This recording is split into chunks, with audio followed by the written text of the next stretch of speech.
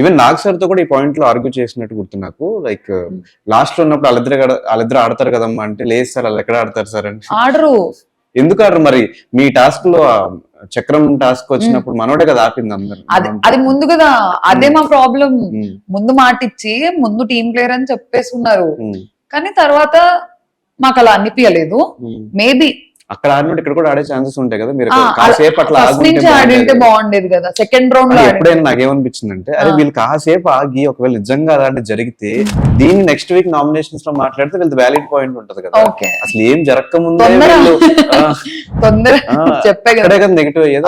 అక్కడే మేము అందరం అక్కడే నెగిటివ్ అయ్యాం. మీరు ఒక తప్పు జరగనివ్వట్లేదు, ఒక కాన్వర్సేషన్ ముందుకే వెళ్ళనివ్వట్లేదు. హౌస్ లో తప్పు జరగనివ్వలేదా? మేము జరగనివ్వట్లేదు అంటే ఇన్ ద సెన్స్ వాళ్ళకి ముందే రియాలిటీ వీళ్ళిద్దరు ఆర్డర్ అంటే వాళ్ళు నిజంగానే తర్వాత ఆడారంటే మీరే నెగటివ్. ఫాస్ట్ జడ్జ్మెంట్స్ వచ్చేసాయి బేసికలీ, అందరి నుంచి వచ్చాయి. సో ఇంకా అపాలజీస్ చెప్పాం కదా, మాదే తొందర.